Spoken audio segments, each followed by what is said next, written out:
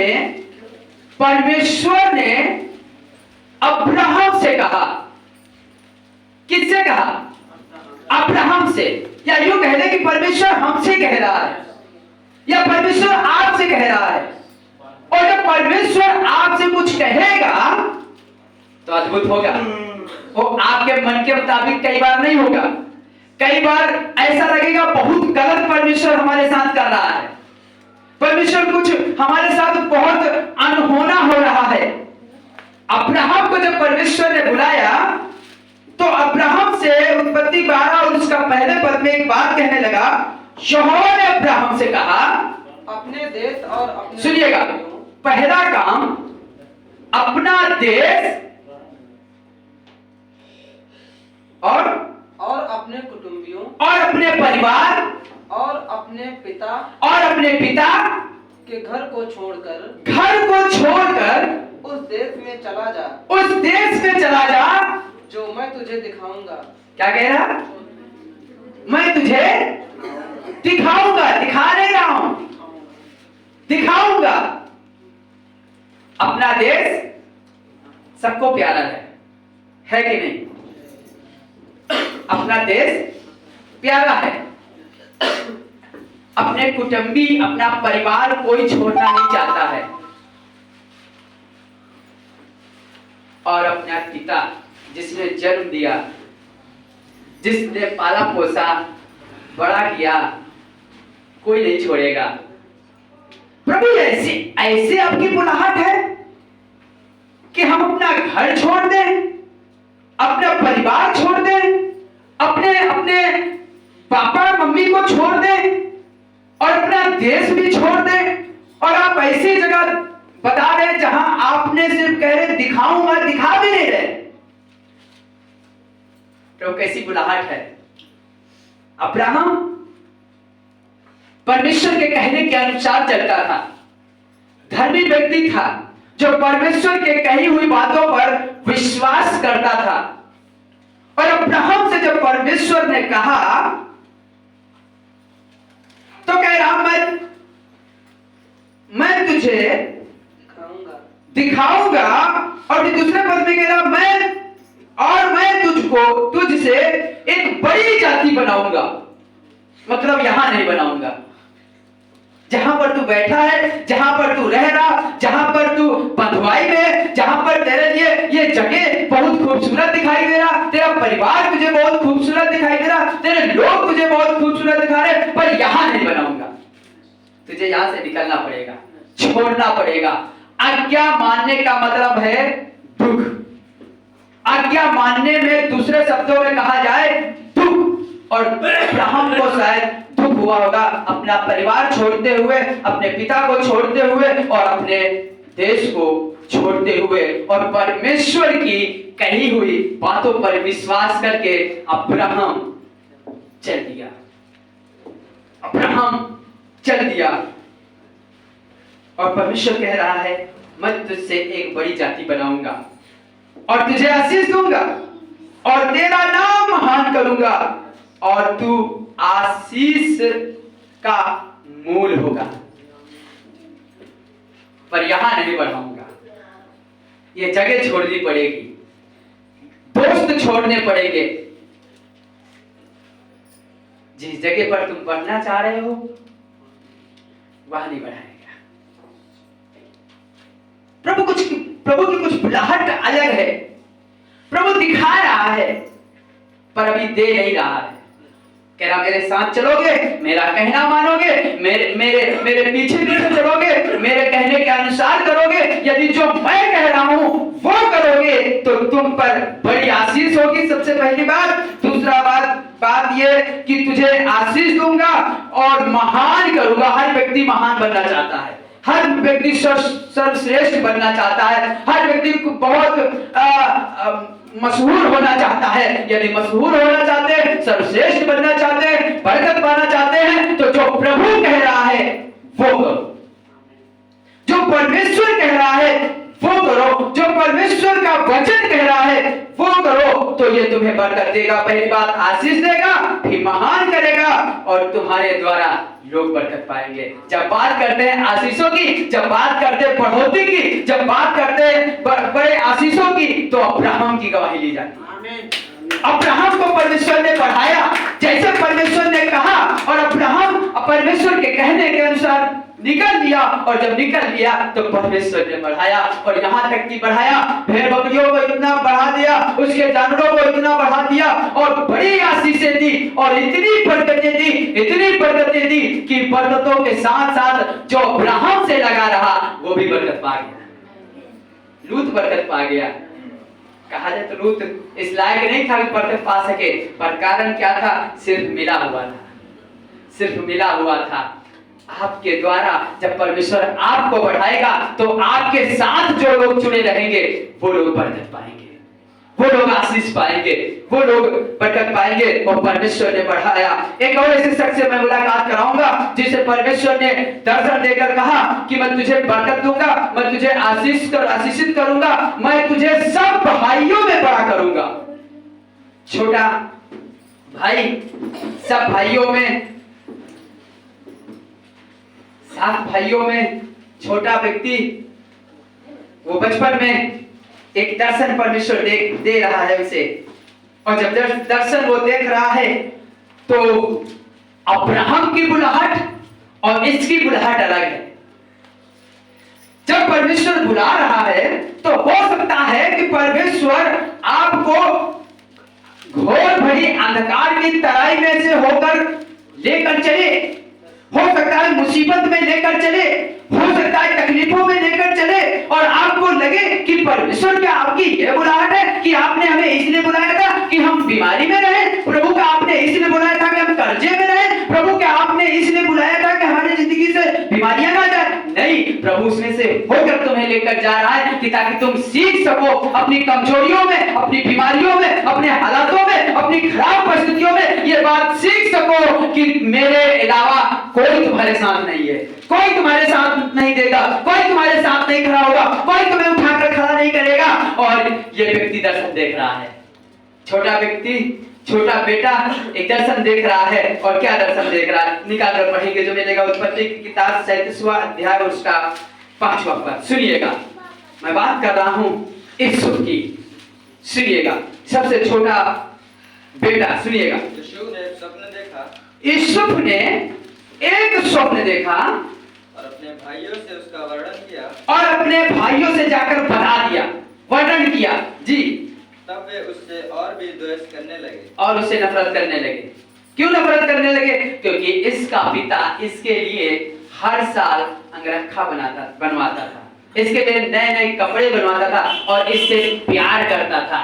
सब बाकी भाई और नफरत करते थे और कहते थे इसी छोटे से हमारा पिता प्यार करता है, इसी छोटे से हमारा पिता प्यार करता है। और फिर जब ये दर्शन बताता है, यूसुफ जब अपने स्वप्न बताता है कि परमेश्वर ने हमें ये स्वप्न दिया है, तो इसे और नफरत करने लगते हैं। सुनिएगा स्वप्न क्या देखता है, अपने भाइयों को बड़ी खूबसूरती तरीके से बता रहा होता है। सुनिएगा, उसने उनसे कहा जो स्वप्न मैंने देखा है, जो मैंने स्वप्न देखा है वो अलग स्वप्न है। और कहने लगा सुनो, हम लोग खेत में पूले बांध रहे हैं। कह रहा हम नहीं, सिर्फ हम सब भाई खेत में पूले बांध रहे हैं। और क्या देखता हूँ, और क्या देखता हूँ, मेरा पुल उठकर सीधा खड़ा हो गया। मेरा पूरा उठकर सीधा खड़ा हो गया। तब तुम्हारे पुलों ने मेरे पूले को चारों तरफ से घेर लिया, और तुम्हारे पुलों ने मेरे पूरा को चारों तरफ से घेर लिया और उसे दंडवत किया और झुक रहे हैं। आपका पूरा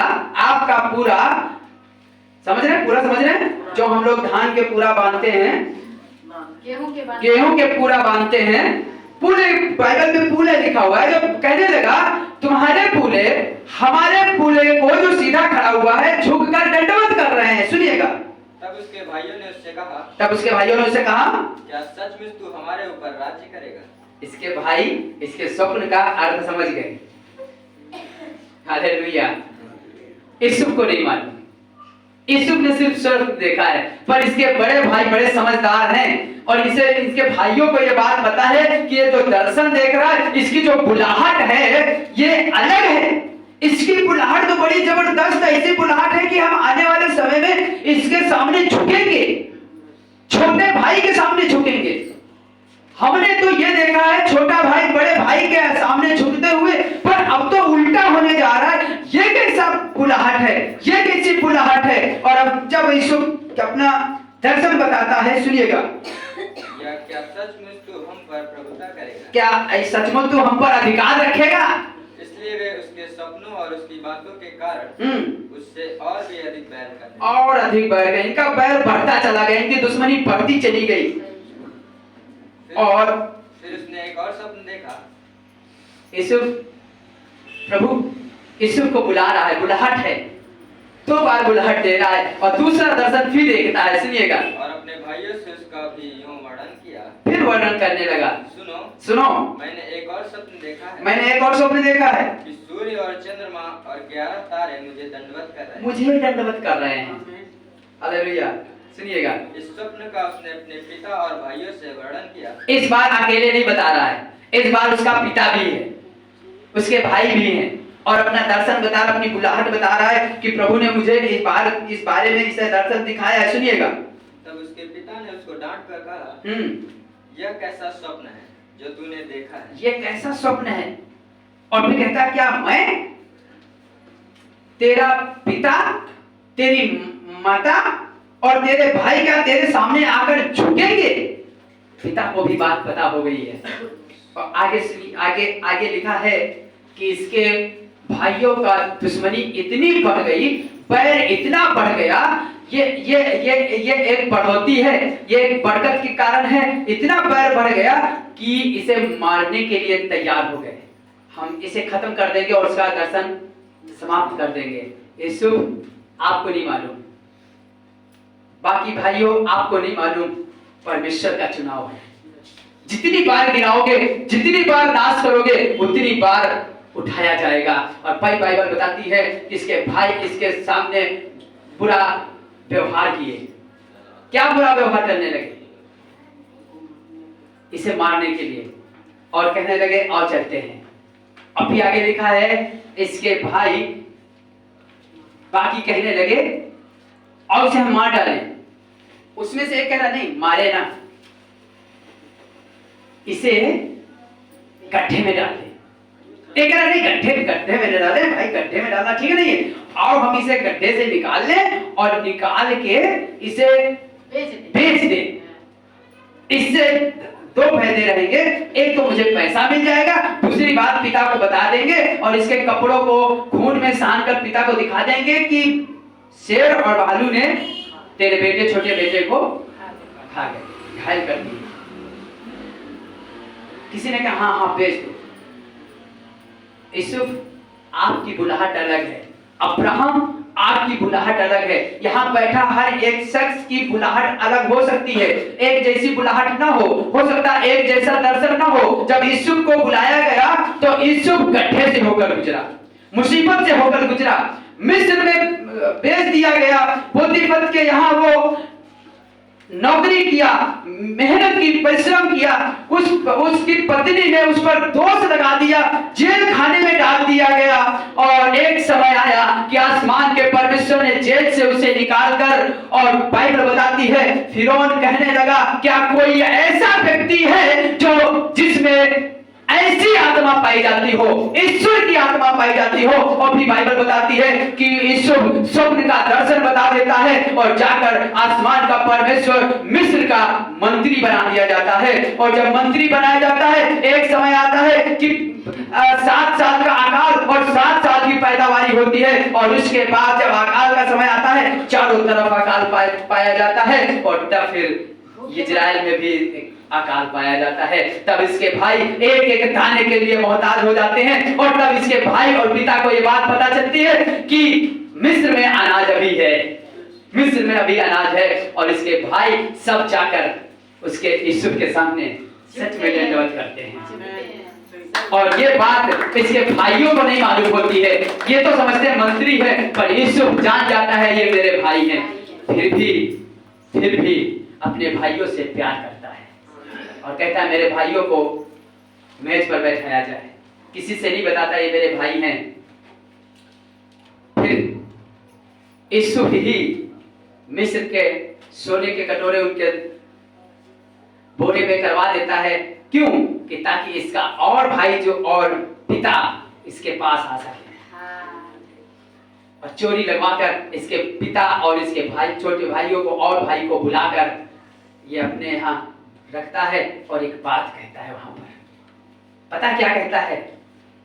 जब भाई ये बात कहने लगते मैंने तेरे साथ बड़ा अन्याय किया है, मैंने गलत किया है, तब ये छोटा भाई कहता है नहीं भाइयों, परमेश्वर ने तुम्हारे आगे मुझे भेजा था कि ताकि मैं तुम्हारे लिए रास्ता तैयार कर सकूं। हालेलुया।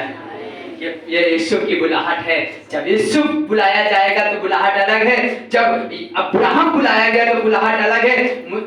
अब्राहम की जिंदगी की मुसीबत अलग है और यूसुफ की जिंदगी की मुसीबत अलग है। और एक शख्स से और मुलाकात कराऊंगा, पढ़ाऊंगा नहीं, चाहे तो आप पढ़ सकते हैं। और बाइबल बताती है कि जब शमूएल थोड़ा सा बूढ़ा होने लगा तब शमूएल को परमेश्वर ने दर्शन देकर कहा जा यिशै के घर जा और वहां पर उसके 7 बेटों में से किसी का एक का अभिषेक करना है। बताया नहीं किसका करना है, और वो राजा बनाया जाएगा इजराइल का।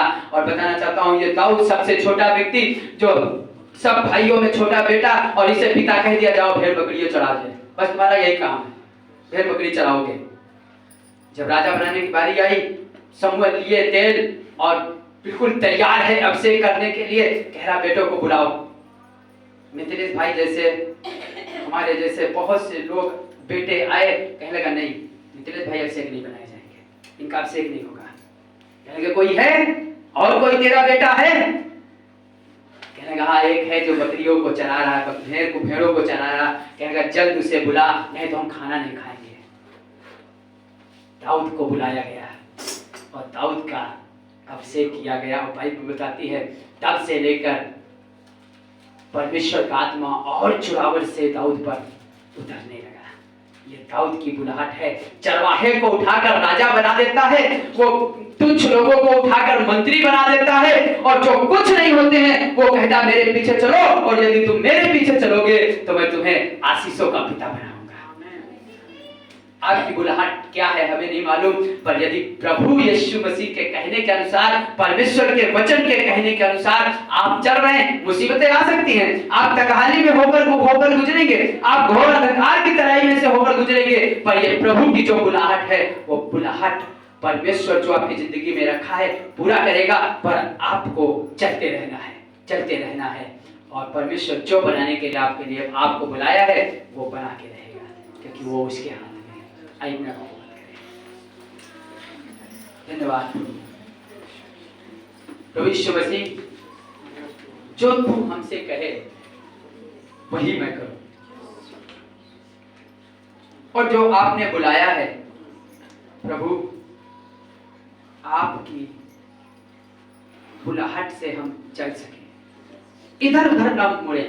हो सकता है एक समय आ जाए कि खाने को भी ना हो सकता है एक समय आ जाए कि जेब में पैसा भी ना हो सकता है एक समय आ जाए कि एक पैसे का लिए मोहताज हो जाएं, एक रोटी के लिए मोहताज हो जाए, कपड़ों के लिए मोहताज हो जाएं। पर प्रभु हमें मिलाकर हर एक पर दया कर कि ताकि हम तेरी बुलाहट को ना भूलें, तेरे पीछे चलते रहें, और जो तूने वादा किया है वो प्रभु पूरा करता है। प्रभु चाहते दया कर, सहायता कर, मदद कर, प्रभु यीशु के नाम में आमीन।